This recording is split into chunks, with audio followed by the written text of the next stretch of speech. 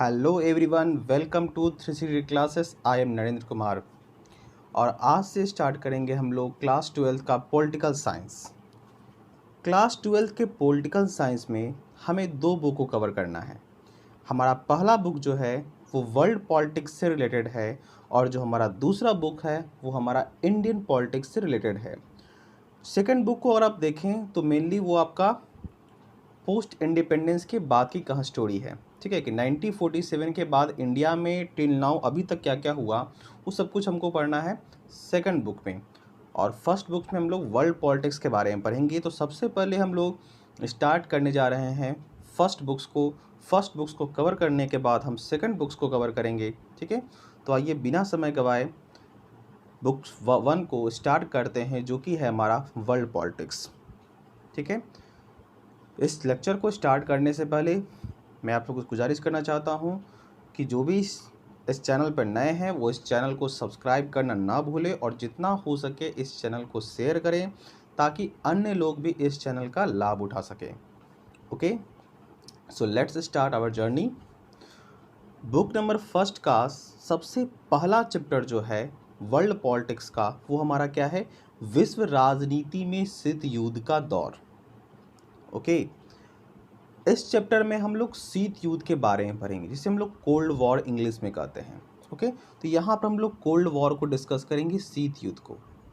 तो आइए सबसे पहले देखते हैं कि शीत युद्ध क्या है, क्या होता है शीत युद्ध में। देखिए, शीत युद्ध के बारे में देखा जाए, देखिए शीत युद्ध जो है एक ऐसा युद्ध है जिसमें किसी भी प्रकार के शस्त्र का इस्तेमाल नहीं होता है, अस्त्र का इस्तेमाल नहीं होता है। ठीक है, जैसे एक वॉर होता ना है गर्म युद्ध, उसको हम लोग कहते हैं गर्म युद्ध बोलते हैं, जिसमें अस्त्र शस्त्र का प्रयोग होता है, दोनों तरफ की सेनाएं, दोनों तरफ से बमबारी होता है, गोलियां चलती है, वो गर्म युद्ध होता है। ठीक है, वो शीत युद्ध नहीं होता है। शीत युद्ध उसका जस्ट अपोजिट है। ठीक है, इसमें अस्त्र का कोई युद्ध नहीं होगा। ठीक है, यह युद्ध जो है धमकियों तक ही सीमित होती है। मतलब एक कंट्री जो है दूसरे कंट्री को बस क्या करेगी, धमकी देगी कि हम तुम्हारा ये कर देंगे और दूसरी कंट्री भी वही काम करेगी, है ना। कोई यहाँ पर अस्त्र का युद्ध नहीं होता है और यहाँ पर कोई भी डायरेक्ट वॉर नहीं होगा। ठीक है, वॉर होता भी कैसे, वो लोग इनडायरेक्टली वॉर लड़ते हैं। ठीक है, शीत युद्ध में क्या होगा, इनडायरेक्टली वॉर होगा। जैसे कि दो कंट्री आपस में लड़ रहे हैं तो एक कंट्री जो है इसको सपोर्ट कर दिया और दूसरा कंट्री जो उसको सपोर्ट कर दिया। ठीक है, इस तरह लड़े। डायरेक्टली वो लोग आपस में कभी नहीं भिड़ेंगे। शीत युद्ध में क्या होता है, डायरेक्टली वो लोग आपस में नहीं भिड़ते हैं, वो इनडायरेक्टली लड़ते हैं। ठीक है, और हमेशा एक दूसरे को नीचा दिखाने की कोशिश करेंगे। यहाँ पर किसी भी तरह का वास्तविक युद्ध नहीं होगा। ठीक है, यह केवल कैसा युद्ध होगा, परोक्ष युद्ध तक ही सीमित होता है। परोक्ष युद्ध का मतलब क्या होता है, इनडायरेक्ट वार। ठीक है, यहाँ पर किसी भी तरह का डायरेक्ट वार नहीं होगा, कोई अस्त्र शस्त्र का प्रयोग नहीं होता है, यह युद्ध केवल धमकियों तक ही सीमित होता है। ठीक है, और यह युद्ध, इस युद्ध में देखिए ये युद्ध किया किस लिए जाता है, केवल कूटनीति, इस युद्ध में कूटनीतिक उपायों का प्रयोग किया जाता है ना। जैसे क्या होगा कि एक देश जो है दूसरे देश को क्या करेगा, है ना, हमेशा नीचा दिखाने की कोशिश करेगा। ठीक है, उसको हमेशा जलील करने की कोशिश करेगा। ठीक है, तो इस तरह का युद्ध है। ठीक है, इस युद्ध को आप सिंपली इस एक एग्जाम्पल समझ सकते हैं। मान लो कि आपके क्लास में, है ना, दो बंदे हैं। ठीक है, दो बंदे हैं, अब क्लास दो गुट में बटा हुआ है। ठीक है, एक अलग बंदा संभाल रहा है, एक दूसरा बंदा संभाल रहा है। ठीक है, अब दोनों शक्तिशाली हैं। ठीक है, अब क्या होता है, जब जब एक क्लास में दो ग्रुप होंगे तो क्या होता है, उसमें आपस में भिड़ंत होती रहती ना। वो क्या है कि हम शक्तिशाली हैं, वो क्या है कि हम पावरफुल हैं। ठीक है, तो यहाँ पर क्या होती है कि, है ना, एक पावर्स की लड़ाई हो जाएगी कि वर्चस्व किसका होगा, है ना, पूरे क्लास में किसका वर्चस्व होगा, किसकी बात लोग मानेंगे। कि देखिए दोनों का आइडियोलॉजी दोनों का सेम नहीं होगा। आइडियोलॉजी को दोनों का क्या होगा, डिफरेंट दोनों की आइडियोलॉजी होगी, दोनों की विचारधाराएं अलग होगी। तो ये कहेगा कि क्लास में ये काम होगा, ये कहेगा नहीं ये काम नहीं होगा, ये काम होगा। दोनों फिर क्या होंगे, आपस में लड़ने लगेंगे। ठीक है, लेकिन वो लोग आपस में कभी फाइटिंग नहीं करेंगे, है ना, अस्त्र का प्रयोग नहीं करेंगे। मतलब कोई क्या होगा, वो उसको गाली देगा, वो उसको गाली देगा, उसको नीचा बोलेगा, वो उसको नीचा बोलेगा। ठीक है, यहीं तक सीमित होगा। ठीक है, तो इसी तरह का युद्ध जो है वो लड़ा गया था द्वितीय विश्व युद्ध के बाद। ठीक है, द्वितीय विश्व युद्ध हमारा समाप्त कब हुआ था, 1945 में। ठीक है, तो इस युद्ध का, तो शीत युद्ध के दौर को हम स्टार्ट कर सकते हैं कि शीत युद्ध की शुरुआत जो है वो 1945 से हुई है। ठीक है। देखिए, द्वितीय विश्व युद्ध के बाद जो है विश्व में दो बड़ी महाशक्तियों का जन्म हुआ था। एक बड़ी महाशक्ति थी अमेरिका, ठीक है, और दूसरी बड़ी महाशक्ति थी यूएसएसआर यानी कि सोवियत संघ, ठीक है। द्वितीय विश्व युद्ध के बाद दो बड़ी महाशक्तियों का जन्म हुआ, अमेरिका और सोवियत संघ। दोनों की विचारधाराएं अलग थी। जहां अमेरिका जो है पूंजीवादी विचारधारा को मानता था, तो वहीं सोवियत संघ जो है साम्यवादी विचारधारा को मानता था। अब देखिए, पूंजीवादी विचारधारा में क्या होता है, पूंजीवादी विचारधारा में, ठीक है, राइट्स ज़्यादा होते हैं, ठीक है। वहाँ पर गवर्नमेंट का कोई भी इंटरवेंशन नहीं होगा, गवर्नमेंट किसी भी तरह का हस्तक्षेप नहीं करेगी, हर तरीके का आपको फ्रीडम मिलेगा, ठीक है। और जबकि साम्यवादी विचारधारा में जो है, साम्यवादी विचारधारा में क्या होगा, गवर्नमेंट का हस्तक्षेप हर कुछ में होगा, ठीक है। वहाँ पर थोड़ी फ्रीडम कम होती है, ठीक है। वहाँ पर क्या होगा, गवर्नमेंट हर कुछ में हस्तक्षेप करेगी, हर कुछ गवर्नमेंट के अंडर होगा। वो होता है साम्यवादी विचारधारा में के अंदर, ठीक है। पूंजीवादी विचारधारा के समर्थक कौन थे, एडम स्मिथ, और साम्यवादी विचारधारा के प्रवर्तक कौन थे आपके, कार्ल मार्क्स। ओके, अब देखिए, इसको पे ऐसे समझ सकते हैं, ठीक है। मान लो कि आपका कोई बिजनेस है, ठीक है, मान लो आपको कोई भी बिजनेस है, ठीक है, मान लो आपका एक ऑटोमोबाइल्स का बिजनेस है, ठीक है, या आप कोई गाड़ी चलाते हैं, ट्रक चलवाते हैं या बस चलवाते हैं, कुछ भी, एनीवेयर, ठीक है। अब आप क्या होगा कि अगर आप पूंजीवादी देश में हैं, ठीक है, तो आपको हर तरह की फ्रीडम है ना, आपको हर तरह की फ्रीडम है, आपको किस तरह अपने बिजनेस को रन करना है, अपने बिजनेस को रन करने की हर तरह की आज़ादी है, ठीक है। आप अपने अकॉर्डिंग उसका प्राइस तय कर सकते हैं, ठीक है। मार्केट के अकॉर्डिंग क्या करिएगा, वहाँ पर प्राइस तय करिएगा, जैसा मार्केट का डिमांड होगा उसके अकॉर्डिंग आप प्राइस तय कीजिएगा वहाँ पे, ठीक है। वहाँ पर आपको हर तरह का फ्रीडम मिलने वाला है। लेकिन वही अगर आप एक साम्यवादी देश में रह रहे हैं, ठीक है, तो वहाँ पर प्रॉब्लम वहाँ पर क्या होगी कि वहाँ पर, है ना, बिजनेस जो है वो किसका होगा, गवर्नमेंट का होगा। गवर्नमेंट आपके प्राइस को डिटरमाइन करेगी कि आपका प्राइस क्या होगा। वहाँ प्राइस आपके मार्केट के अनुसार नहीं चलेगा, गवर्नमेंट के अनुसार चलेगा, क्योंकि वहाँ पर मेनली क्या, वहाँ साम्यवादी विचारधारा में जो है, साम्यवादी देश में मेनली ऑब्जेक्टिव क्या होता है, उनका उद्देश्य क्या होता है, समानता को बढ़ावा देना, ठीक है। तो समानता को बढ़ावा तभी आएगा जब अमीरी और गरीबी के बीच के खाई को ख़त्म किया जा सकेगा, ठीक है। तो इसलिए वहाँ पर सोशल वेलफेयर पे ज़्यादा ध्यान दिया जाता है, ठीक है। और पूंजीवादी देशों में इस तरह का कुछ नहीं है, सोशल वेलफेयर पे कोई ध्यान नहीं दिया जाता उतना, ठीक है, क्योंकि यहाँ पर अब एक प्राइवेट ओनरशिप है। पूंजीवादी देशों में क्या होता है, प्राइवेट ओनरशिप है। तो एक प्राइवेट ओनरशिप जिसके पास होगा वो क्या चाहेगा, वो तो सिर्फ प्रॉफिट चाहेगा ना, वो थोड़ी चाहेगा कि किसी का वेलफेयर हो या ना हो, ठीक है। उसे तो अपने प्रॉफिट से मतलब होगा। तो इसलिए वहाँ पर क्या होता है कि जहाँ पर पूंजीवादी विचारधारा है ना, पूंजीवादी देशों में देखिए कि अमीरी और गरीबी के बीच में खाई होता है, ब्रिज होता है दोनों के बीच में, ठीक है। कुछ लोग अमीर होते हैं, कुछ लोग गरीब होते हैं। लेकिन साम्यवादी विचारधारा के अंदर क्या होता है, साम्यवादी देशों में होता है कि इसका उद्देश्य साम्यवाद को लाया ही गया किस लिए, देश में फैले असमानता को हटाने के लिए, है ना। कार्ल मार्क्स जो है इसी चीज़ को देख रहे थे कि पूंजीवादी के कारण जो है ना, पूरा जो है अमीर और गरीबी के बीच में बहुत बड़ी खाई आ गई है, गरीब जो है और नीचे दबता जा रहा है और अमीर जो है ऊपर उठता जा रहा है, ठीक है। और गरीबों के साथ बहुत बड़ा बुरा बर्ताव किया जा रहा है ना। उनसे बहुत घंटों तक काम कराया जा रहा है, और उस काम के अकॉर्डिंग जो है उनको मेहनताना भी नहीं मिल रहा है ना, उनको पेमेंट भी नहीं मिल रहा है, वजह भी नहीं मिल रहा है। तो इसलिए उन्होंने क्या कहा कि अगर हमको, है ना, साम्यवाद, इसके लिए क्या करना पड़ेगा, साम्यवाद को लाना पड़ेगा। साम्यवाद तभी आएगा जब हम पूंजीवाद को जड़ से उखाड़ फेंकेंगे। तो अब यहाँ पर क्या हुआ कि दोनों का विचारधारा अलग अलग हो गया।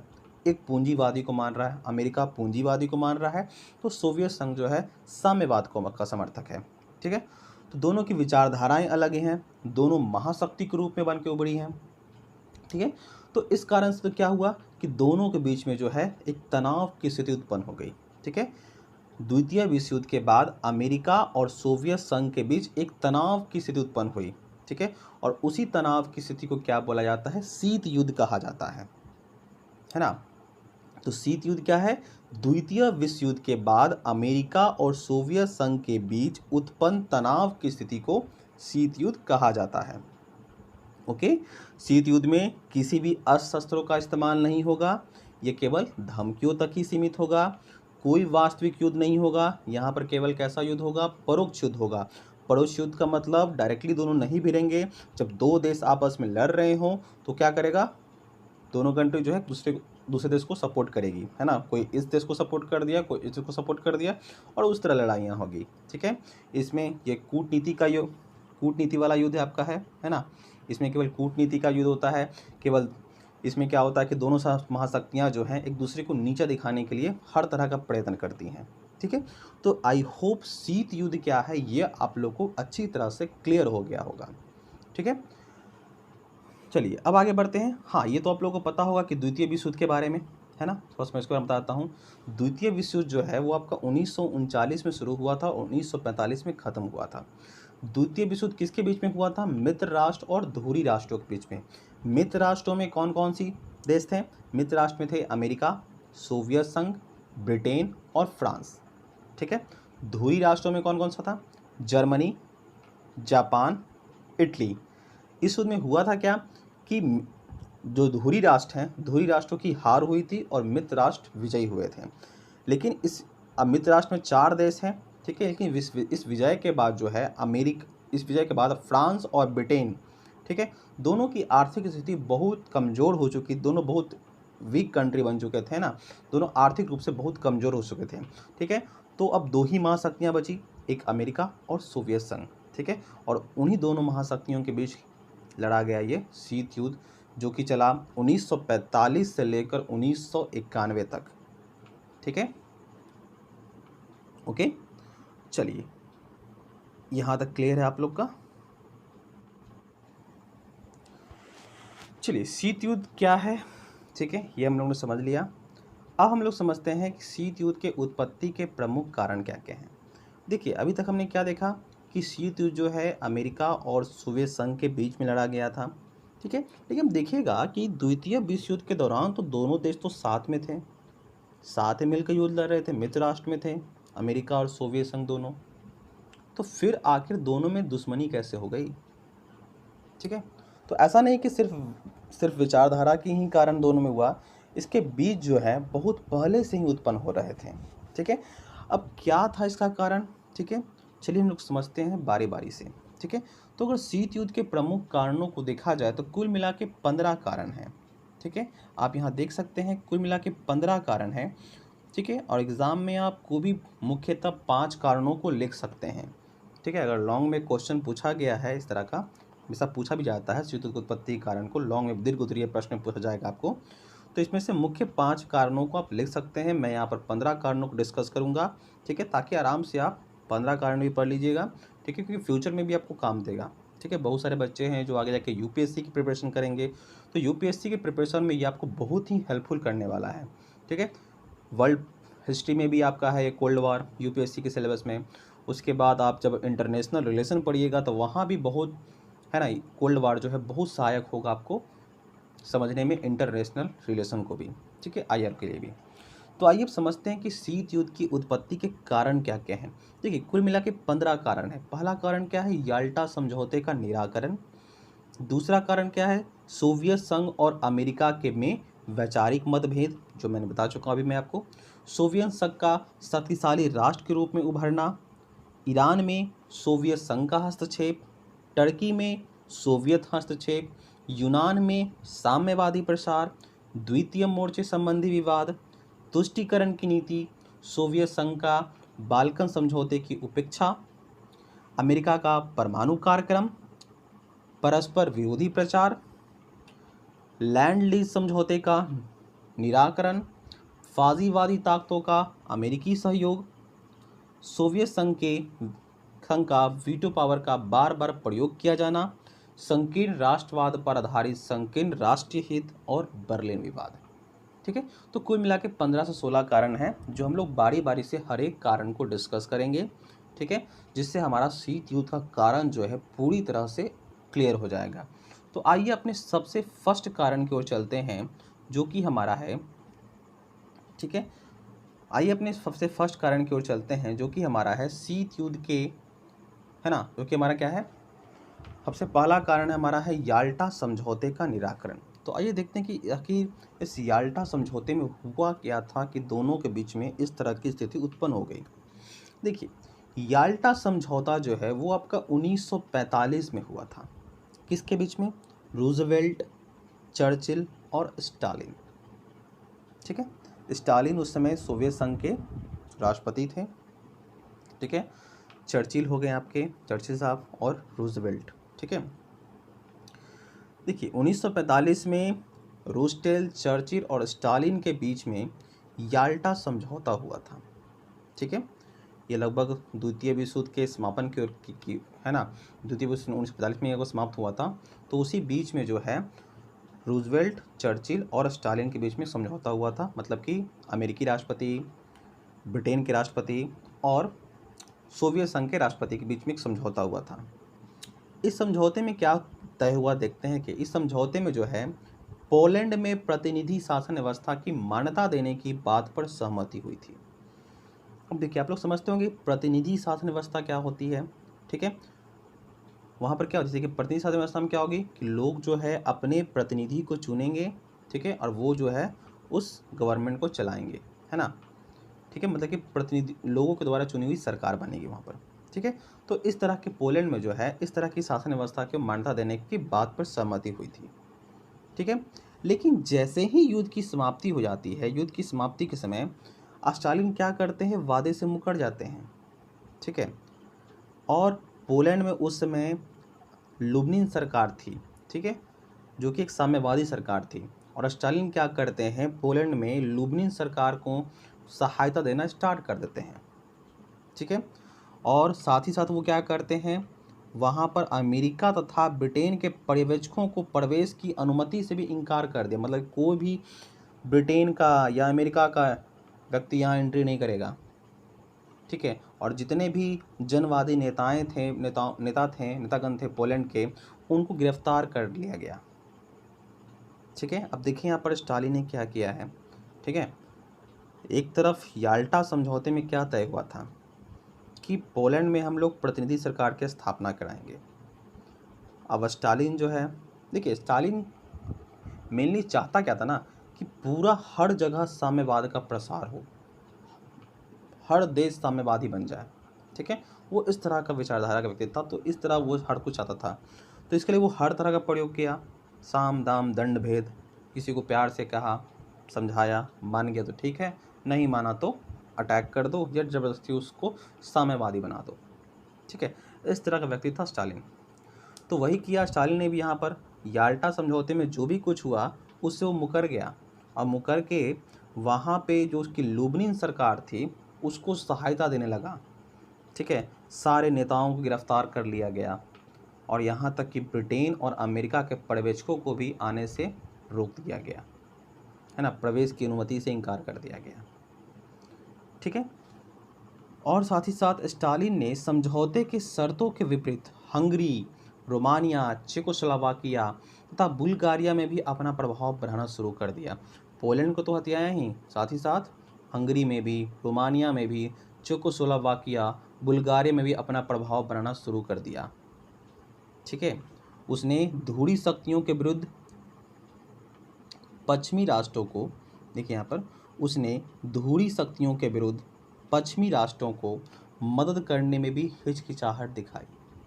ठीक है, अब वो मदद करने में नहीं ज़्यादा था। स्टालिन ने चीन के साम्यवादी दलों को अप्रत्यक्ष रूप से सहायता पहुंचाने का प्रयास किया। देखिए चीन में उसमें कैसी थी, चीन में वहाँ पर भी उसमें साम्यवादी सरकार थी, तो स्टालिन जो है वहाँ भी सहायता पहुंचाना जो है स्टार्ट करता है। ठीक है, इस तरह याल्टा समझौते के विपरीत कार्य करके सोवियत संघ ने आपसी अविश्वास व वैमनस्य की भावना को ही जन्म दिया, जो आगे चलकर शीत युद्ध में परिणत हो गया। ठीक है, तो हमने देखा यहाँ पर कैसे स्टालिन के कारण जो है ना, यहाँ पर शीत युद्ध हुआ एक तरह से देखा जाए तो। ठीक है, क्योंकि 1945 में रूजवेल्ट, चर्चिल और स्टालिन के बीच में जो समझौता हुआ था कि पोलैंड में हम प्रतिनिधि सरकार की स्थापना करेंगे, ठीक है, सब लोग इस पर सहमति दे दिए थे। उसके बावजूद भी स्टालिन बाद में वहाँ पर अपनी लुब्निन सरकार को सहायता देता है। ठीक है, जितने भी वहाँ के जनवादी नेताओं थे उनको गिरफ्तार कर लिया जाता है, अमेरिका और ब्रिटेन के पर्यवेक्षकों को आने से रोक दिया जाता है। ठीक है। और पोलैंड तक ही नहीं, ये अपना प्रभाव जो है बुल्गारिया, चेकोस्लोवाकिया, रोमानिया, है ना, हर जगह बढ़ना स्टार्ट कर देता है। ठीक है। और चीन को भी, चीन में उसमें साम्यवादी सरकार की सहमति, उसको भी सहायता प्रदान किया। तो इस तरह का जो धोखाधड़ी किया, ठीक है, स्टालिन जो है, उसके कारण क्या हुआ, और एक अविश्वास पैदा हुआ ना कि आप पहले प्रॉमिस किए कि ऐसा होगा, ठीक है, अब बाद में कह रहे हैं कि नहीं ऐसा नहीं होगा। ठीक है। तो इससे क्या होगा, एक अविश्वास पैदा होगा, एक वैमनस्य की भावना उत्पन्न होगी। ठीक है। जिसके कारण जो है आगे चलकर ये यही चीज़ शीत युद्ध में परिणत हो गया। तो आई होप याल्टा समझौते का निराकरण जो है, ठीक है, ये आपको समझ में आ गया होगा। ठीक है। अब दूसरे कारण को देखते हैं हम लोग। दूसरा कारण क्या है हमारा, सोवियत संघ और अमेरिका में वैचारिक मतभेद। ठीक है। ये चीज़ मैंने आपको पहले ही बताया हूँ, ठीक है, कि किस तरह के वैचारिक मतभेद दोनों में। सोवियत संघ जो है वो आपका साम्यवाद का समर्थक था, वहीं अमेरिका जो है पूंजीवाद का समर्थक था। ठीक है। मैं आपको बता चुका हूँ कि पूंजीवाद में क्या होता है, साम्यवाद में क्या होता है। ठीक है। इस तरह दोनों की आइडियोलॉजी डिफरेंस थी, जिस कारण से जो है शीत युद्ध, है ना, आगे चलकर हुआ। ठीक है।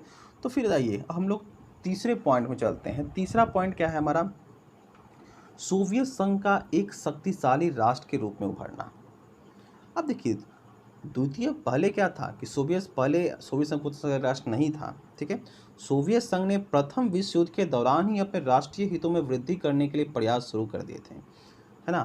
प्रथम विश्व युद्ध के बाद ही वो अपना शक्ति को बढ़ाने लगा। ठीक है। देखिए क्या हुआ था कि 1917 में, ठीक है, 1917 में सोवियत संघ में एक क्रांति हुई थी, जिसको हम लोग बोलते हैं बोल्शेविक क्रांति बोलते हैं। बोल्शेविक क्रांति को हम लोग अपने नेक्स्ट चैप्टर में जब पढ़ेंगे, सोवियत संघ का विघटन कैसे हुआ, ठीक है, तो वहाँ पर विघटन पढ़ने से पहले हम लोग पूरी सोवियत संघ की हिस्ट्री पढ़ेंगे, कैसे सोवियत संघ की स्थापना हुई, यूएसआर कैसे बना, ठीक है, उसके डेवलपमेंट का कारण क्या था, ठीक है, और कैसे वो टूटा, वो हर कुछ हम लोग सेकंड चैप्टर में पढ़ेंगे। ठीक है। तो यहाँ फिलहाल आप जानिए क्या कि 1917 में, ठीक है, सोवियत संघ में क्या हुआ था, एक क्रांति हुई थी जिसे बोल्शेविक क्रांति के नाम से जाना जाता है। ठीक है। और यही बोल्शेविक क्रांति के बाद जो है आपकी 1921 में जाकर लेनिन की सरकार बनती है। ठीक है। और यूएसएसआर का जन्म हो जाता है। ठीक है। और यूएसएसआर में इन्हें बहुत कम समय में बहुत ज़्यादा डेवलपमेंट किया था। ठीक है। धीरे धीरे ये बहुत ही शक्तिशाली बनने लगा। ठीक है। और दूसरे विश्व युद्ध के दौरान अपना शक्ति का प्रदर्शन भी करने लगा, है ना। प्रदर्शन ने पश्चिमी राष्ट्रों के मन में ईर्ष्या की भावना पैदा कर दी थी, और पश्चिमी राष्ट्रों को भय लगने लगा था कि सोवियत संघ इसी ताकत के बल पर अपना साम्यवादी कार्यक्रम फैलाने का प्रयास करेगा। ठीक है। दूसरे युद्ध के दौरान तो वे चुप रहे, लेकिन युद्ध के पश्चात उन्होंने सोवियत संघ की बढ़ती शक्ति पर चिंता जताई, और उन्होंने सोवियत संघ विरोधी नीतियां अमल में लानी शुरू कर दी। साथ ही पश्चिमी राष्ट्रों को सोवियत संघ के विरुद्ध एकजुट करने का प्रयास तेज कर दिया गया, जिससे शीत युद्ध को बढ़ावा मिलना स्वाभाविक था। ठीक है। तो क्या था कि प्रथम विश्व युद्ध के बाद से ही जो है सोवियत संघ जो है अपना शक्ति बढ़ाना स्टार्ट कर दिया, वो एक शक्तिशाली राष्ट्र बनने के पथ पर चलने लगा। ठीक है। और वो एक शक्तिशाली राष्ट्र के रूप में शक्तिशाली राष्ट्र है, ऐसा वो द्वितीय विश्व युद्ध के दौरान दिखा भी रहा था। ठीक है। जिससे दूसरे देश घबरा चुके थे कि यार सोवियत संघ अभी ऐसा है, ठीक है, शक्ति प्रदर्शन कर रहा है, तो जब ये युद्ध खत्म होगा तो ये तो और फिर भयानक हो जाएगा ना। और साथ ही साथ क्या होगा कि पूरा ये अपना बाद में भी युद्ध खत्म होने के बाद ये हर जगह अपना जो भी विचारधारा है उसको फैलाने का प्रयास करेगा। ठीक है। तो ये हमारे लिए आगे जाकर बहुत बड़ा ही खतरा बन सकता है। ठीक है। तो इसलिए क्या हुआ कि इसे दबाने के लिए अब जितने भी पश्चिमी रास्ते ना, ठीक है, वो लोग एकजुट होकर इसके खिलाफ कार्यवाही करने के लिए नीतियां बनाने लगे। ठीक है। तो स्वाभाविक है, अब देख सकते हैं कि पूरा विश्व जो है क्या हुआ, दो गुटों में बट गया ना है, एक अमेरिकी गुट बन गया, एक सोवियत गुट। ठीक है। देखिए अब सिंपली देखते हैं कि जो शक्तिशाली राष्ट्र होता है, ठीक है, तो लोग क्या करते हैं, शक्तिशाली के पास जाना चाहेंगे। ठीक है। तो आगे हम देखेंगे एक और दुनिया भी आई थी, तीसरी दुनिया भी, जिसे हम लोग नाम से जानते हैं, नॉन अलाइड मूवमेंट। ठीक है।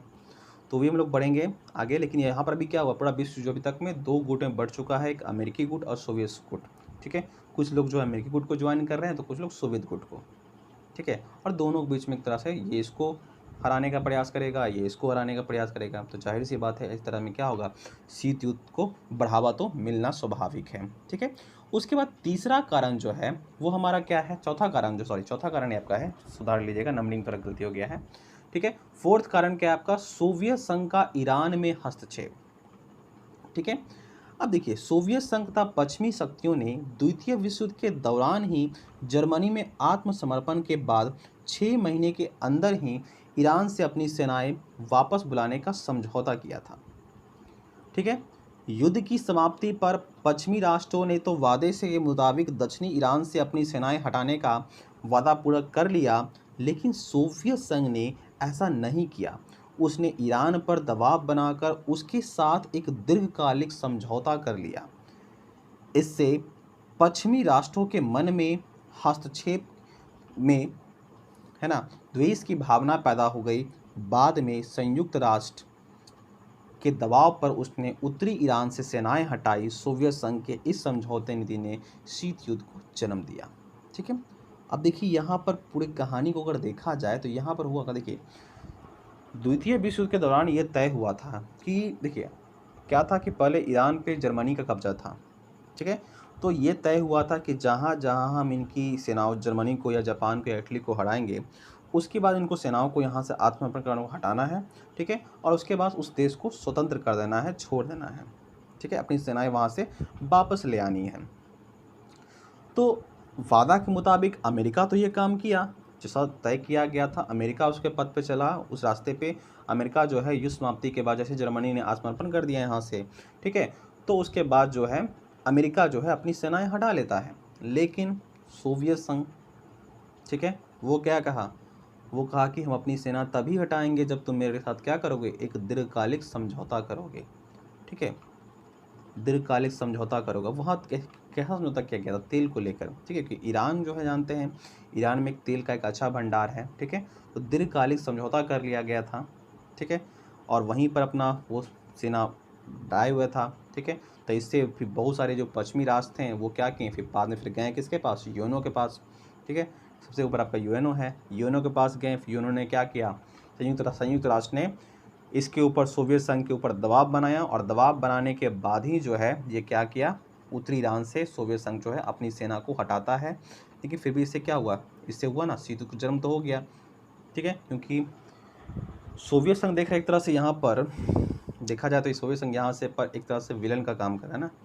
ठीक है, अमेरिका तो अपना वादा मुताबिक चल रहा है, लेकिन सोवियत संघ जो है, ठीक है, हर कुछ को अपने शक्ति के बल पर हथियाने की कोशिश कर रहा है।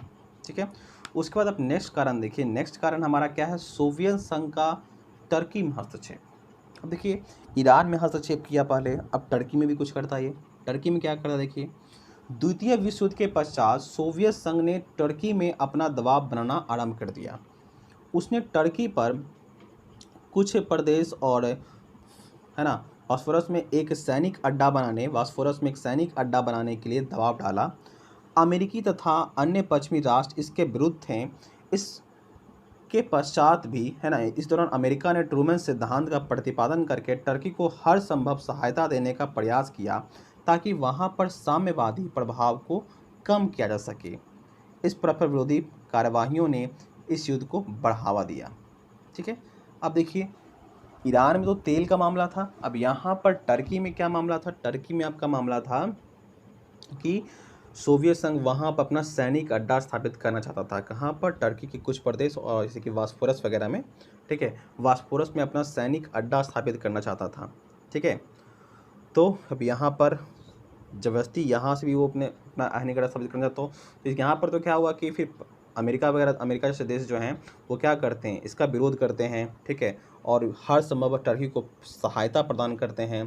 ठीक है, जिस कारण से जो है, ठीक है, टर्की सोवियत संघ को टर्की से मुक्त किया जाता, टर्की को सोवियत संघ से मुक्त कराया जाता है। ठीक है, तो इससे भी क्या हुआ, आपका शीत युद्ध को बढ़ावा मिला। ठीक है, और उसके बाद देखिए कुछ इंपॉर्टेंट पॉइंट है यहाँ पर, जैसे कि हम लोग पढ़ते हैं सब मार्शल योजना के बारे में पढ़ लेते हैं। ठीक है, आगे देखिए देखिए हम लोग पढ़ा नहीं कि यहाँ पर हमने क्या पढ़ा, ट्रूमैन सिद्धांत के बारे में पढ़ा। ठीक है, तो ट्रूमैन सिद्धांत को और देख लेते हैं, मार्शल योजना क्या है उसके बारे में देख लेते हैं, क्योंकि इससे भी बहुत सारे क्वेश्चन आते हैं। हर बार जो है बहुत बार पूछा गया आपका मार्शल योजना के बारे में। ठीक है, देखिए मार्शल योजना कब लागू किया गया था आपका? 3 अप्रैल 1948 को।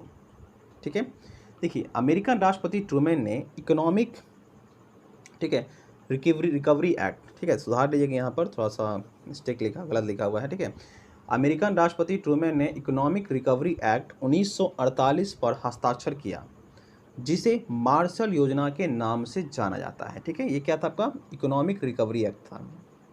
ठीक है, हस्ताक्षर किसने किया था? अमेरिकी राष्ट्रपति ट्रूमैन ने। कब किया था? 1948 में। डेट आप लोग को याद रखना है कि मार्शल योजना कब लागू किया गया था, तो 3 अप्रैल 1948 को अमेरिकी राष्ट्रपति ट्रूमैन द्वारा इकोनॉमिक रिकवरी एक्ट 1948 के तहत।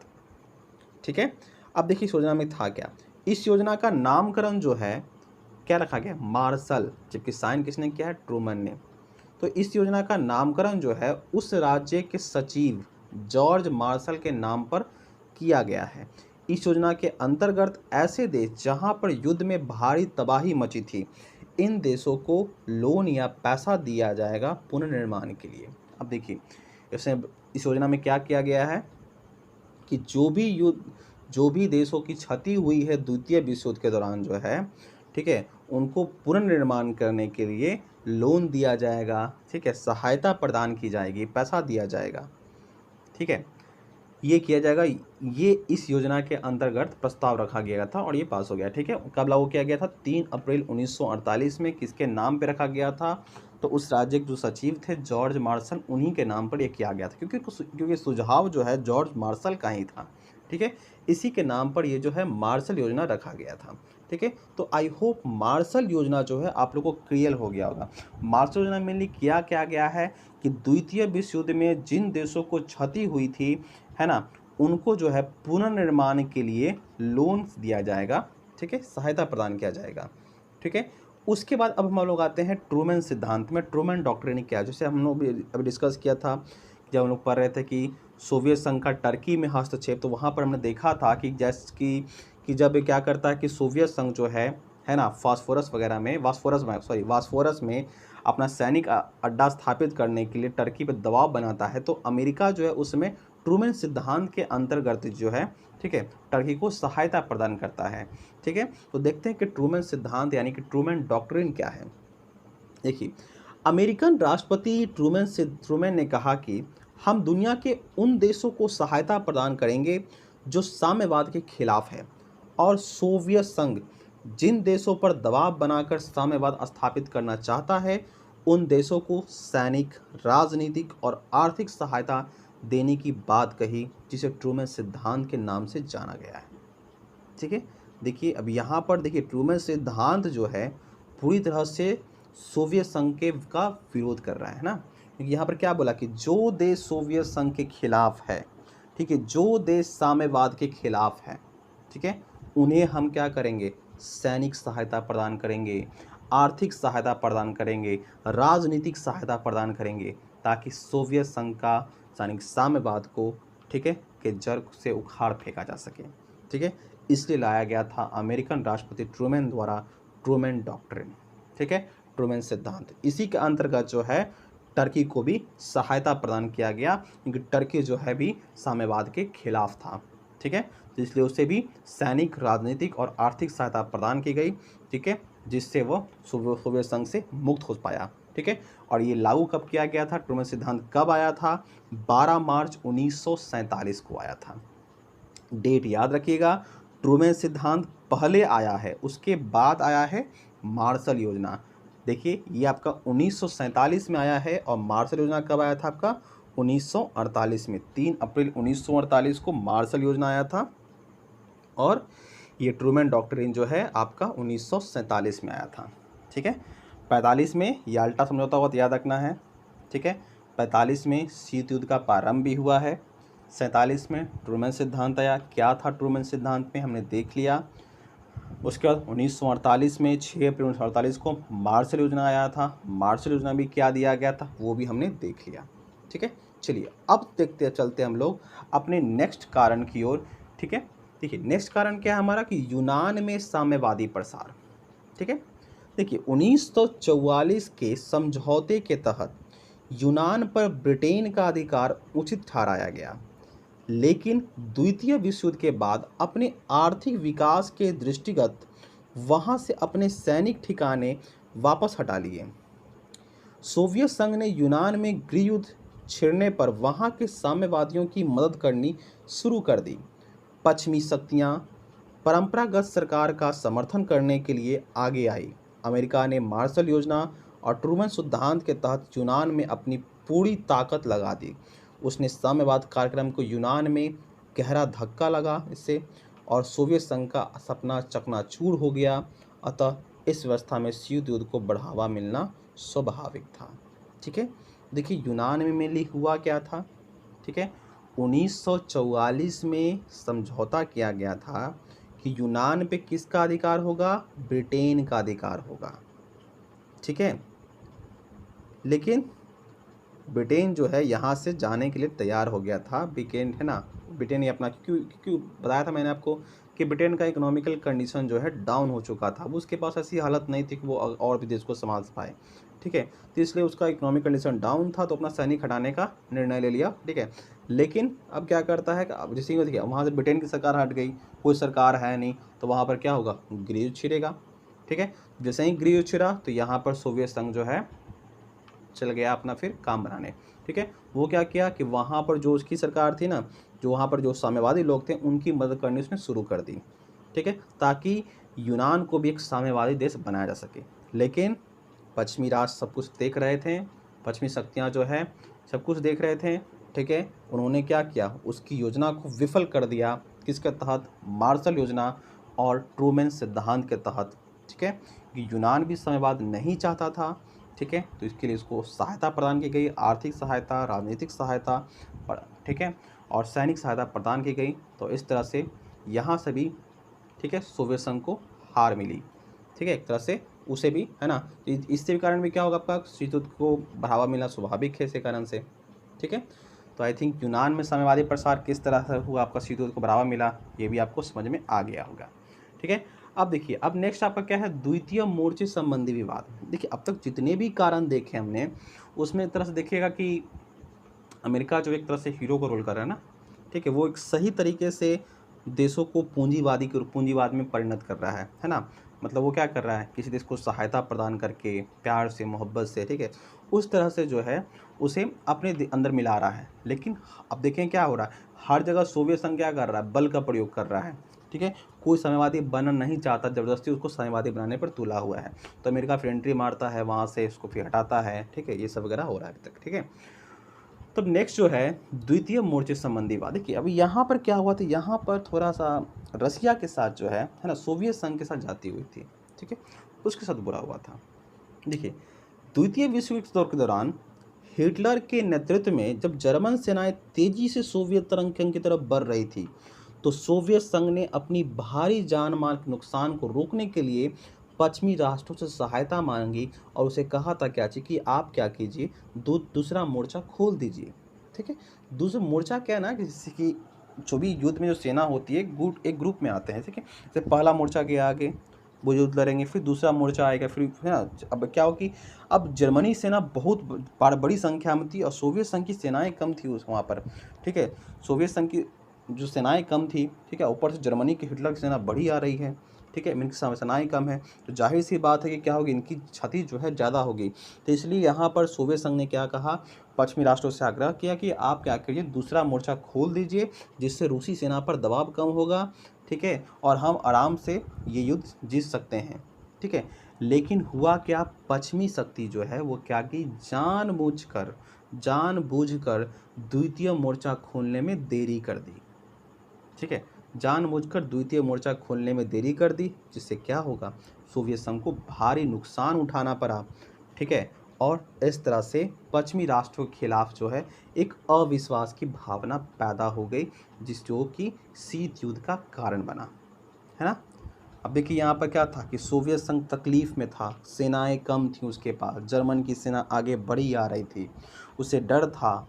ठीक है, कि इतनी सेना का मुकाबला हम इतनी सेना से नहीं कर सकते, दूसरा मोर्चा खोलने के लिए कहा गया, लेकिन ये लोग फिर खोले नहीं, जिससे उनको नुकसान झेलना पड़ा, ठीक है। और जिसके कारण फिर क्या होगा, अविश्वास का भावना तो पैदा होगा ही होगा, ठीक है, क्योंकि आपने उनके आप मित्र राष्ट्र में थे तो सबका सहयोग करना कर्तव्य बनता है, लेकिन सहयोग किया नहीं, जिसके कारण क्या हुआ, शीत युद्ध का बढ़ावा मिला, ठीक है। तो द्वितीय मोर्चे संबंधी विवाद भी जो है शीत युद्ध का एक कारण बना। अब हम लोग आगे देखते हैं। देखिए अगला कारण हमारा क्या है, तुष्टीकरण की नीति, अपीसमेंट पॉलिसी। देखिए तुष्टीकरण नीति में क्या है, देखिए द्वितीय विश्व युद्ध के दौरान पश्चिमी शक्तियों ने ध्रुवीय शक्तियों के आक्रमण के विरुद्ध मित्र राष्ट्रों की रक्षा करने के बजाय तुष्टीकरण की नीति अपनाई। उन्होंने जानबूझकर अपने मित्र राष्ट्रों को सहायता नहीं पहुंचाए और अपने मित्र राष्ट्रों को ध्रुवीय शक्तियों के हाथों पराजित होने के लिए बाध्य किया, ठीक है। इससे एक अविश्वास की भावना पैदा हुई जो आगे चलकर शीत युद्ध में परिणत हो गया। अब देखिए यहाँ पर भी क्या किया गया है ना, युद्ध के दौरान जो है, ठीक है, मित्र राष्ट्र सहयोग मांग रहे थे किससे, पश्चिमी राष्ट्र से, लेकिन पश्चिमी राष्ट्र जो है वो सहयोग ठीक से दे नहीं रही थी, ठीक है, हर कुछ में देरी कर रही थी। वो चाहती थी कि क्या, कि ध्रुवीय राष्ट्र पराजित हो जाए, ऐसा वो चाह रही थी, ठीक है, इसलिए वो देरी कर रही थी। तो इस कारण से क्या होगा ना, पश्चिमी राष्ट्रों के खिलाफ जो एक अविश्वास की भावना पैदा होगी ही होगी, ठीक है, जो कि क्या करने पड़ेगा कि शीत युद्ध का एक कारण बनेगा, ठीक है। उसके बाद देखिए हमारा नेक्स्ट कारण क्या है, सोवियत संघ द्वारा बाल्कन समझौते की उपेक्षा। देखिए इसका डेट भी याद रखिएगा, बाल्कन समझौता कब हुआ था आपका, 1944 में हुआ था, ठीक है। बाल्कन समझौते के तहत 1944 में पूर्वी यूरोप का विभाजन करने पर सोवियत संघ तथा ब्रिटेन में सहमति हुई थी, ठीक है। अब देखिए इसमें समझौते में क्या तय किया गया था, है ना अभी, कि हम क्या करेंगे, पूर्वी यूरोप को विभाजन करेंगे, ठीक है। अब विभाजन किस तरह होगा कि किसके बीच में विभाजन, किसके बीच, देखिए सहमति किसके बीच में हुई थी, ब्रिटेन और सोवियत संघ के बीच में हुई सहमति हुई थी। तय क्या किया गया कि जो बुल्गारिया है, रोमानिया है, ठीक है, उस पर क्या होगा, सोवियत संघ का अधिकार होगा। यूनान पर ब्रिटेन का प्रभुत्व स्वीकार, ब्रिटेन का अधिकार होगा। हम लोग पढ़ते ना आगे बना यूनान साम्राज्य प्रसार। देखिए यहाँ पर तय क्या हुआ था बाल्कन समझौते में कि यूनान पर ब्रिटेन का अधिकार होगा। वहाँ पर देखे थे हम लोग यूनान में साम्राज्य प्रसार, वहाँ पर क्या कर रहा था, ब्रिटेन तो यहाँ से हटा लेता है, लेकिन सोवियत संघ जो है यहाँ पर भी अपना फैलाना स्टार्ट कर देता है, ठीक है। तो बाल्कन समझौते में क्या तय किया गया कि बुल्गारिया, रोमानिया, ठीक है, किसके अंडर होंगी, सोवियत संघ के अंडर। यूनान पर ब्रिटेन का सब अधिकार होगा। और देखिए दो जगह थी, हंगरी और एक यूगोस्लाविया, ठीक है। यहाँ पर तय किया गया था कि यहाँ पर दोनों का बराबर प्रभाव होगा, ठीक है। अब देखिए यहीं से बात गड़बड़ हो गया, ठीक है।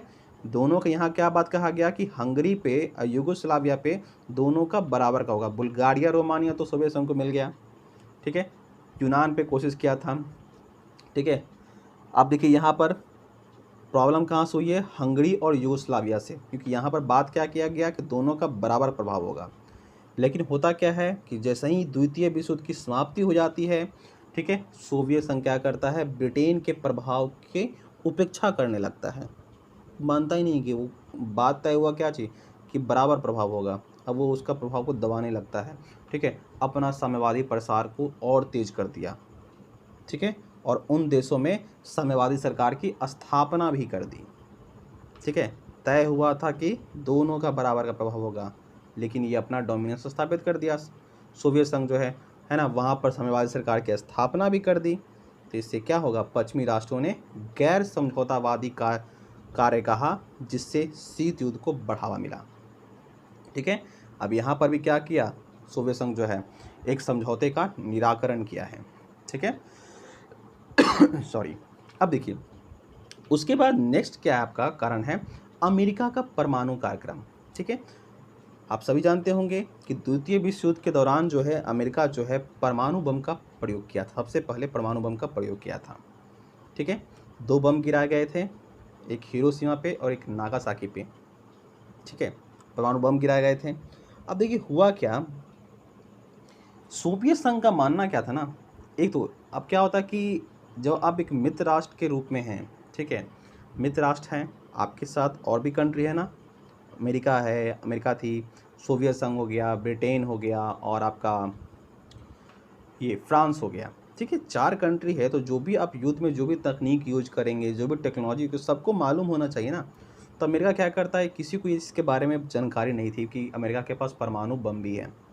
वो डायरेक्टली इसका प्रयोग करता है कहाँ पे, जापान पे।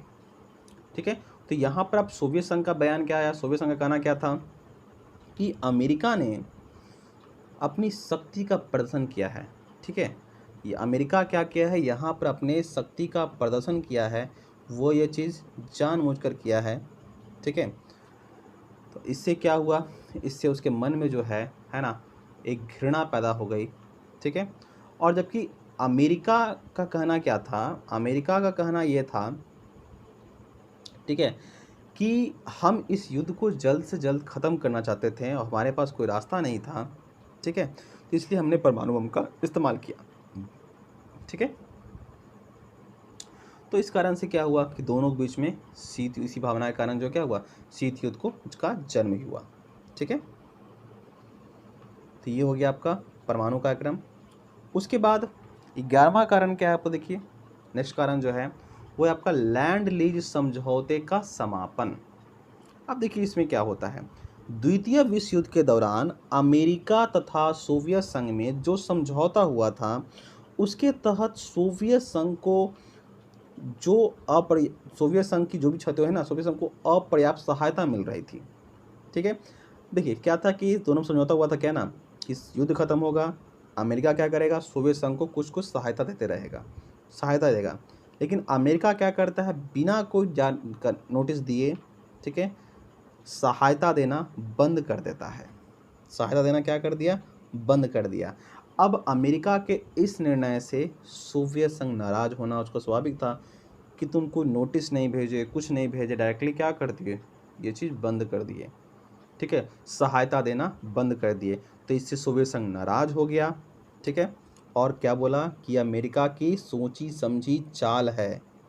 ठीक है, ठीक है, तो इससे फिर दोनों के बीच में अविश्वास की भावना पैदा हुई और जो आगे चलकर शीत युद्ध का में परिणत हो गया।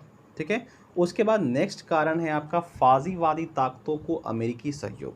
देखिए ये क्या है, द्वितीय विश्व युद्ध के बाद ही अमेरिका तथा अन्य पश्चिमी देश इटली के साथ अपने संबंध बढ़ाने के प्रयास करने में लग गए। इससे सोवियत संघ को शक हुआ कि इटली में फाजीवाद को बढ़ावा देने में तथा साम्यवाद को कमज़ोर करने में इन्हीं ताकतों का हाथ है। इससे सोवियत संघ को की अंतर्राष्ट्रीय संबंधों में अपनी भूमिका सिमटी नजर आई, जिससे दोनों देशों के बीच दूरियां बढ़ गई और शीत युद्ध का कारण बनी। देखिए सोवियत संघ जो है फाजीवाद से बहुत ही नफरत करता था, वो नहीं चाहता था कि फाजीवाद का उदय हो। ठीक है, फाजीवाद को दबाना चाहता, और पश्चिमी राष्ट्र क्या चाहते थे कि हम इटली, फाजीवाद कहाँ का, इटली का है ना, पश्चिमी राष्ट्र अमेरिका क्या चाहते हैं कि हम इटली से अपना संबंध सुधारें। ठीक है, दोस्ती का हाथ बढ़ाएं, तो उसको हर तरह की सहायता प्रदान की जा रही थी। तो इससे अब सोवियत संघ को लगा कि ये लोग फाजीवाद को बढ़ावा देना चाहते हैं और सोवियत संघ को कमज़ोर करना चाहते हैं, इसलिए ये ऐसा काम कर रहे हैं। ठीक है, तो इसके कारण फिर क्या होगा, है ना, दोनों के बीच में दूरियां बढ़ गई और दूरियां बढ़ गई, जो कि आगे चलकर शीत युद्ध का कारण बनी। उसके बाद नेक्स्ट कारण है आपका बर्लिन विवाद, जो कि 1948 में हुआ था। देखिए इसमें क्या हुआ था कि द्वितीय विश्व युद्ध के दौरान ही सोवियत संघ का पूर्वी जर्मनी पर तथा अमेरिका तथा ब्रिटेन का पश्चिमी जर्मनी पर अधिकार हो गया था। ठीक है, सोवियत का अधिकार कहाँ हुआ है, पूर्वी जर्मनी पे, और अमेरिका का अधिकार कहाँ हुआ है, पश्चिमी जर्मनी पे। अमेरिका ब्रिटेन का अधिकार कहाँ हुआ है, पश्चिमी जर्मनी पर। ठीक है, युद्ध के बाद पश्चिमी ताकतों ने अपने क्षेत्राधीन बर्लिन प्रदेश में नई मुद्रा का परिचालन शुरू करने का फैसला किया कि हम क्या करेंगे, नया मुद्रा चालू करेंगे यहाँ पर। ठीक है, इस फैसले के विरुद्ध जून 1948 में बर्लिन की नाकेबंदी सोवियत संघ ने कर दी। इसके परिणाम स्वरूप सोवियत संघ, अमेरिका और ब्रिटेन के बीच हुए प्रोटोकॉल का उल्लंघन हुआ और इसके लिए सोवियत संघ को पूर्ण रूप से दोषी माना गया। सोवियत संघ अपना दोष स्वीकार करने को तैयार नहीं था। इससे मामला सुरक्षा परिषद में पहुंचा और दोनों महाशक्तियों के मध्य शीत युद्ध के बादल गहराने लगे। ठीक है, देखिए पूरा कहानी क्या हुआ था यहाँ पर बर्लिन विवाद में। जर्मनी हार चुका था द्वितीय विश्व युद्ध में। हारने के बाद तय हुआ कि पूर्वी जर्मनी किसके अंडर होगा, सोवियत संघ के अंडर। पश्चिमी जर्मनी किसके अंडर होगा, अमेरिका और ब्रिटेन के अंदर। ठीक है, यहाँ पर जर्मनी का विभाजन हो गया था पूर्वी जर्मनी और पश्चिमी जर्मनी में। पूर्वी जर्मनी में सोवियत संघ का अधिकार, पश्चिमी जर्मनी में अमेरिका और ब्रिटेन का अधिकार। ठीक है, पश्चिमी जर्मनी में यह तय किया गया कि हम यहाँ पर है ना नया मुद्रा चालू करेंगे। ठीक है, तो इसका विरोध देखिए ये लोग कर रहे हैं कहाँ पर, पश्चिमी जर्मनी में। सोवियत संघ बैठा है पूर्वी जर्मनी में, तो ये क्या करता है, उसका विरोध करने लगा कि आप ऐसा नहीं कर सकते, और इसके लिए वो फिर है ना पूरा नाकेबंदी कर दिया। ठीक है, बर्लिन का नाकेबंदी कर दिया। बर्लिन आपका दोनों के बीच में पड़ता है आपका, है ना। अब क्या हुआ कि अब ये तो एक प्रोटोकॉल का उल्लंघन हुआ ना कि हम अपने देश में जो भी करें, आपको उससे क्या मतलब, आप उसका क्यों विरोध कर रहे हैं। ठीक है, तो एक तरह से प्रोटोकॉल का उल्लंघन हुआ। सोवियत संघ मानने को तैयार ही नहीं था अपना दोस्त। बात गया सुरक्षा परिषद में। ठीक है, सुरक्षा परिषद में गया तो समझौता कुछ हुआ, उसके बाद जो है जाहिर सी बात है दोनों के बीच में फिर क्या होगा, दुश्मनी और बढ़ गई। ठीक है, तो बर्लिन विवाद भी जो है सोवियत संघ है ना और अमेरिका के बीच में शीत युद्ध का एक कारण बना। उसका देखिए क्या है कि सोवियत संघ द्वारा वीटो पावर का बार बार प्रयोग किया जाना। अब देखिए हमको पता है ना कि संयुक्त राष्ट्र संघ में 5 देशों के पास, 5 जो आपके परमानेंट कंट्री हैं उनके पास वीटो पावर है, जिसमें अमेरिका और सोवियत संघ भी हैं, फ्रांस हो गया, ब्रिटेन और चाइना भी आपका शामिल है इसमें। ठीक है, तो अब क्या होता था कि जैसे ही अमेरिका जो है कोई भी चीज़ लेकर गया, अमेरिका कोई बात कहा, तो हर बात पे अमेरिका के बात को काटने के लिए सोवियत संघ क्या करता था, वीटो पावर का प्रयोग करता। जैसे कि भी देख सकते हैं कि इंडिया जैसे प्रयोग करता है, और चाइना जो प्रयोग करता है इंडिया के खिलाफ, है ना, बार बार वीटो पावर का प्रयोग करता है। तो वैसा ही उस तरह का माहौल था वहाँ पर अभी क्या चीज़ कि सोवियत संघ जो है अमेरिका के हर बात के है ना वीटो पावर से उसको काट देता था। ठीक है, तो इस कारण से दोनों में क्या होगा, दुश्मनी तो बढ़ेगी। ठीक है, और आगे चलकर शीत युद्ध में परिणत हो गया। उसके बाद देखिए फिर क्या आपका संकीर्ण राष्ट्रवाद पर आधारित संकीर्ण राष्ट्रीय हित।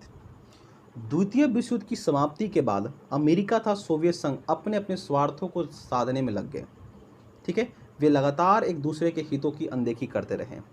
इससे शक्ति राजनीति का जन्म हुआ। इससे प्रत्येक राष्ट्र एक दूसरे का शत्रु बन गया। दोनों महाशक्तियां अपना अपना प्रभुत्व बढ़ाने का प्रयास में अंतर्राष्ट्रीय संघर्ष का अखाड़ा बन गई। उसके स्वार्थमयी हितों ने धीरे धीरे पूरे विश्व में तनाव का वातावरण पैदा कर दिया, है ना। दोनों देश जो हैं अमेरिका सोवियत संघ अपना अपना स्वार्थ साधने में लग गए। ठीक है, हर कोई इस रेस में आगे निकलने के लिए लग गया। ठीक है, प्रत्येक राष्ट्र जो है इस कारण से शत्रु बन गया था, हर को देश उसमें दुश्मनी करने लगा। क्योंकि कुछ लोग जो आपके सोवियत संघ में शामिल हो रहे हैं, कुछ लोग जो हैं आपके अमेरिका में शामिल हो रहे हैं, तो है ना, मतलब विश्व जो है पूरा 2 गुटों में बढ़ चुका है। ये अपना स्वार्थ साधने में लगा है, वो अपना स्वार्थ साधने में लगा है। ठीक है, इस तरह से चारों तरफ जो है एक संघर्ष का वातावरण पैदा बन गया था। ठीक है, उसके बाद फिर क्या आपका परस्पर विरोधी प्रचार।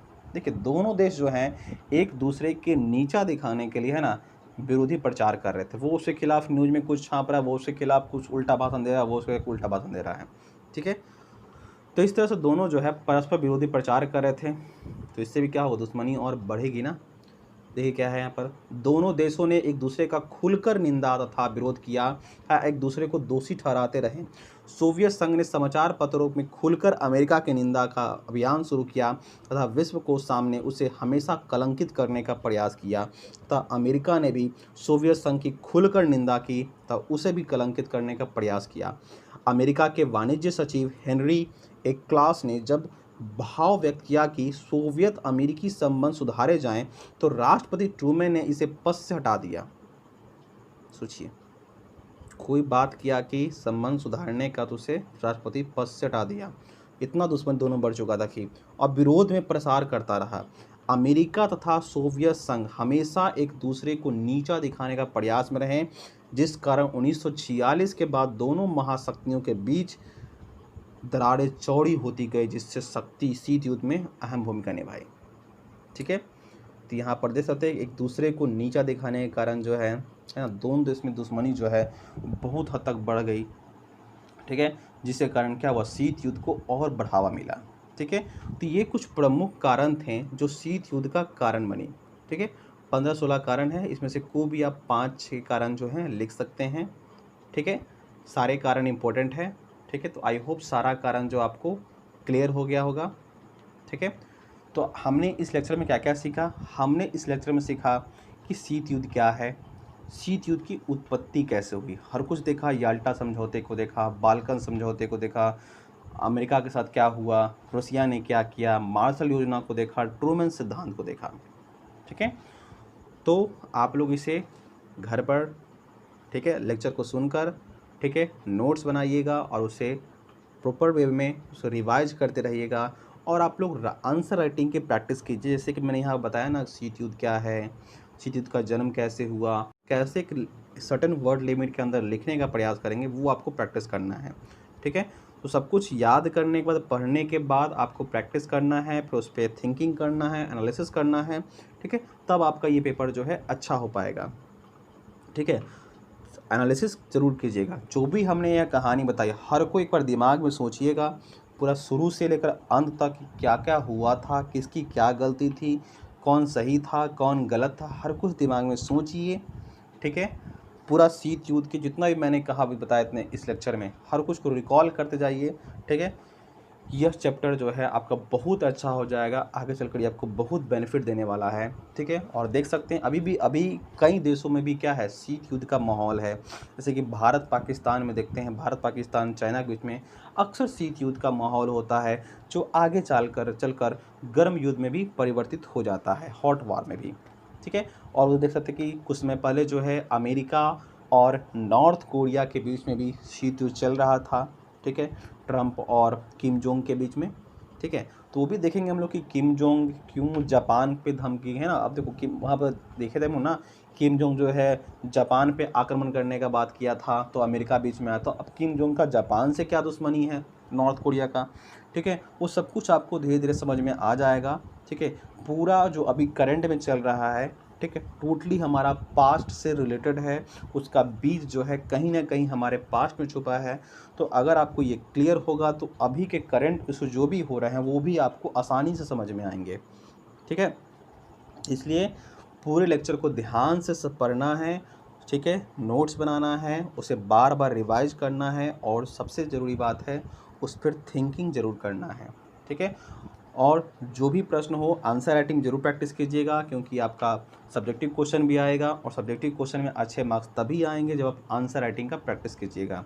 ठीक है, आंसर राइटिंग का प्रैक्टिस करके आप हमारे डिस्क्रिप्शन बॉक्स में जो है आपको मेल आईडी मिल जाएगा, वहाँ पर आप जो है आंसर राइटिंग को मेरे मेल पर सेंड कर दीजिए, मैं चेक कर ठीक है, मैं आपको रिप्लाई करूँगा कि आपको कहाँ पर क्या गलती किया आपने, आपको कहाँ पर क्या सुधार करना चाहिए।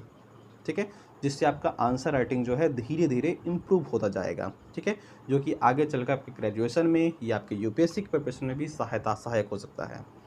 ठीक है, तो और एक चीज़ देखिए कि शीत युद्ध जो देख रहे हैं यहाँ पर ना, शीत युद्ध गर्मियों में, अब यहाँ पर अमेरिका और सोवियत संघ के बीच में इतना लंबे समय तक 1945 से 91 तक, जबकि इतना कुछ हुआ, दोनों देश जो है एक दूसरे को नीचे दिखाने में इतना लग गए है ना। सोचिए क्या क्या किए दोनों। अब फिर क्या हुआ कि उसके बाद भी दोनों गर्म युद्ध नहीं हुआ, क्यों? देखिए, क्योंकि दोनों, देखिए इसके पीछे कारण क्या था, इसके कारण क्या था, तो दोनों देश जानते थे कि अमेरिका के पास भी परमाणु हथियार है और सोवियत संघ के पास भी परमाणु हथियार है। अब परमाणु हमले के बाद जो है क्या होता है, दोनों देशों को पता है, मास डिस्ट्रक्शन होता है। ठीक है, तो दोनों के भय है, दोनों को भय है कि अगर कि ये हमला ना कर दे, ये हमला ना कर दे, इसलिए दोनों आपस में कभी भिड़ते नहीं हैं, हमेशा क्या करते, इनडायरेक्ट वर्क करते। और देखिएगा अभी ऐसा नहीं कि अमेरिका और सोवियत संघ के बीच तनाव पूरी तरह से भी खत्म हो गया, अभी भी आपके दोनों में क्या होता है, तनाव चलता रहता है। ठीक है, मतलब कि अभी भी शीत युद्ध के दौर में ही है। बस क्या होता है कि 1991 में क्या हुआ कि सोवियत संघ का विघटन हो गया था। ठीक है, जिस कारण से अभी देखिए अभी यहाँ पर सोवियत संघ जो है 15 राष्ट्रों से मिलकर बना हुआ है। ठीक है, अब क्या है, बस रसिया अलग हो गया है। ठीक है, रसिया 15 राष्ट्र अलग हो गए हैं, तो अब रसिया अमेरिका के बीच में दुश्मनी है, बाकी से उतना दुश्मनी उसका नहीं चलता है। ठीक है, तो इसलिए से हम लोग 1991 तक ही इसको पढ़ते हैं हम लोग। ठीक है, 1945 लेकर 1991 तक ही। तो हम इस शीत युद्ध में पूरा कहानी देखेंगे कि 1945 से लेकर, अभी हम लोग कारण पर है ना, कारण के बाद हम लोग फिर पढ़ेंगे शीत युद्ध का चरण क्या क्या था। तो वहाँ पर हम लोग 45 से स्टार्टिंग करेंगे और 45 से लेकर 91 तक में क्या क्या घटनाएं हुई सबको डिटेल से जानेंगे। ठीक है, इस टॉपिक को शीत युद्ध को बहुत अच्छे से पढ़ेंगे क्योंकि फ्यूचर में ये टॉपिक हमारे लिए बहुत महत्वपूर्ण है। अगर ये टॉपिक पे आप, है ना, अगर ये टॉपिक पे आप अपना अच्छा पकड़ बना लेते हैं तो आपको फ्यूचर में बहुत ज़्यादा ही सहायता प्रदान करोगी। ठीक है, तो आज के लिए इतना ही, फिर मिलेंगे हम लोग नेक्स्ट लेक्चर में। ठीक है, अगर आपको ये लेक्चर अच्छा लगा हो तो ज़रूर कमेंट बॉक्स में कुछ टाइप कीजिए। ठीक है, कैसा आपको लेक्चर लगा कमेंट बॉक्स में बताइए। कोई प्रॉब्लम हो तो वो भी मेंशन कीजिए और इस चैनल को और इस लेक्चर को लाइक कीजिए और जो सब्सक्राइब नहीं किए हैं वो सब्सक्राइब कीजिए और अन्य लोगों से भी सब्सक्राइब कराएं। ठीक है, इस लेक्चर को शेयर करें। ठीक है, ताकि अन्य लोग भी इसका लाभ उठा सकें। ठीक है, ओके, बाय बाय।